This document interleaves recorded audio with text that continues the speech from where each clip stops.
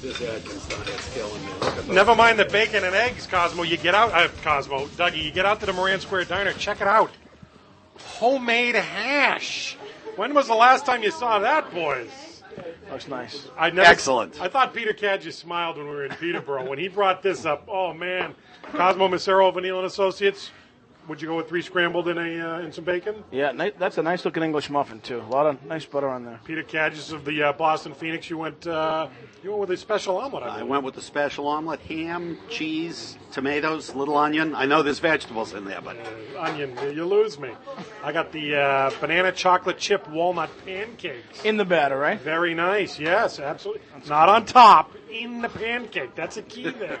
And, of course, did we mention the homemade hash here at the Moran Square Diner? Well, that's mine. Nice job. Where's yours? Gentlemen, we're going to talk about the Pats, obviously, in the Super Bowl in a minute. First, though, let's talk about the Democratic race for president, because finally, we've been waiting for this to turn into an old Bruins-Flyers game. The gloves have come off. Hillary and Barack have gotten real ugly. Last night's debate in particular. Nasty, nasty. This is what we've wanted, Cosmo. It's finally here. It sure is. And, the debate was real gloves off type of stuff. Slumlords going back and forth and talking about people's past and stuff. I think it was real dirty politics, the way we like it. Barack, look, let's face it. This guy's running against 2 people. He's running against Hillary. He's running against Bill. And that's the way the Clintons want it. And it's an interesting strategy. And let me tell you something. Bill Clinton is not off the reservation. I think it's a strategy. But it might be a poison pill because I think Peter, like my friend Peter here, likes to talk about Clinton fatigue, and it may settle in. But this may be the poison pill. That is, I don't know how much the country can accept of Bill Clinton this time around. But a lot of talk about Clinton interjecting himself into this race. What else would he do, Peter? It is his wife that's running after all. Well, no one elected Hillary when they voted for Bill Clinton. And I'll tell you, I, for one, don't want Bill Clinton if I were to vote for Hillary. I mean, Cosmo did a pretty good job of stating my case. I really think there's a danger of Clinton fatigue settling in. It's I had to laugh when both sides were talking about the dirty money flying back and forth. I don't think it helps them with the voters at all. And what I took away from that debate last night was the gnawing fear that the Democrats, once again, with the sure thing in front of them, could blow it. I think the idea here is that, and Dick Morris writes about this in today's New York Post, that Bill is going to take a lot of the heat off of Hillary, and it may very well work. Peter's right. He's not going to be president, but this guy is running. Bill Clinton is running a campaign right now, and it's very interesting to watch. But Cosmo again is right. But if change is the theme, is Bill Clinton the change? But I keep telling you guys, I like that the gloves have come off with Hillary and Barack. Enough with the you're right, no, you're right. Let's get after it, boys. You both used the phrase Clinton fatigue. That has a new meaning now. You've probably seen it by now. Bill Clinton on Sunday at a Martin Luther King Day rally or ceremony or service in Harlem. Martin Luther King's son giving a speech. There's Bill Clinton behind him. Whoops. Oh, that head's getting heavy. Oh, the eyelids won't stay open. Not once, not twice, 4 different times the head falls off the hands as he drifts off. Number 1, is this the funniest video you've ever seen of Bill Clinton? And number 2, can you sympathize with the man at all here, Cosmo? It's never good getting caught napping on TV in front of a camera.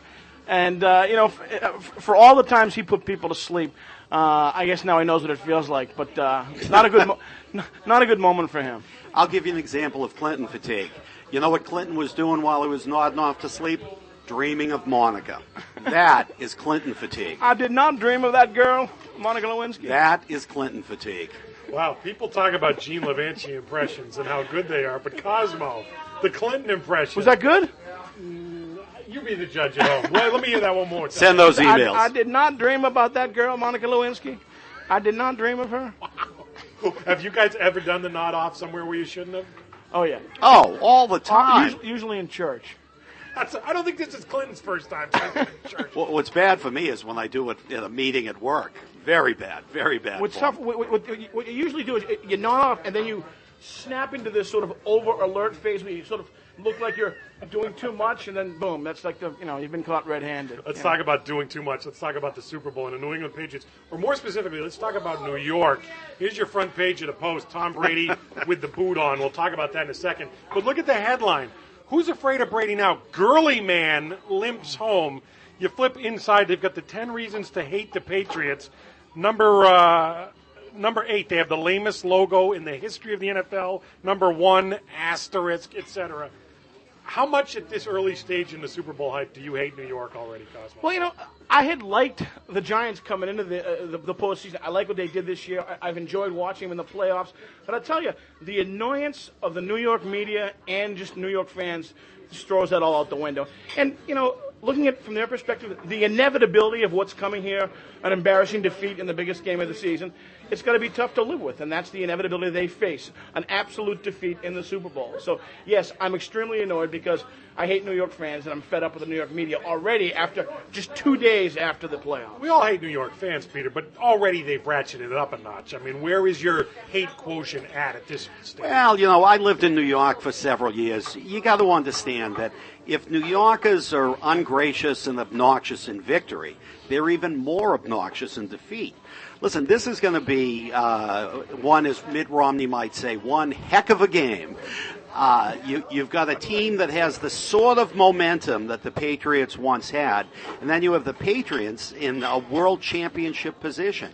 I mean, this is truly, to use a cliche, a clash of the Titans. We get a Clinton impression, now a Romney impression.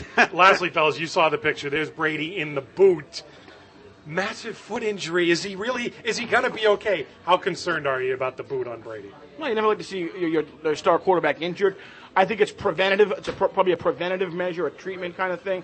I think he'll be okay. I think it tells us a little bit about the kind of a tough performance he had this past weekend, but I'm not too worried.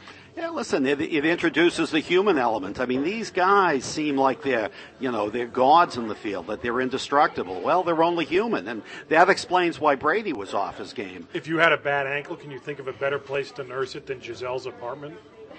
No. Would Bill Clinton go there? Don't forget. Would Bill Clinton go there? I'm going to skip that and make my point. Don't forget, the Patriots have a new world beater now, Lawrence Maroney and Kevin Falk. And he can, on a scale of 0 to 100, 0 being the Giants are absolutely going to win, 100 being they have absolutely no chance at winning this thing. What is the Giants have no chance quotient in the Super Bowl? I'd say about 89.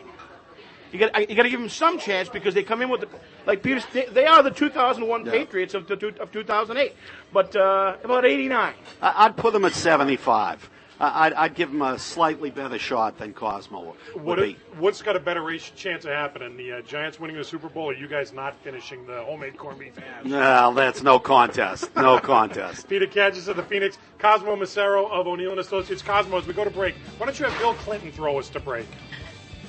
You're watching the Fox 25 Morning News. I'm Bill Clinton.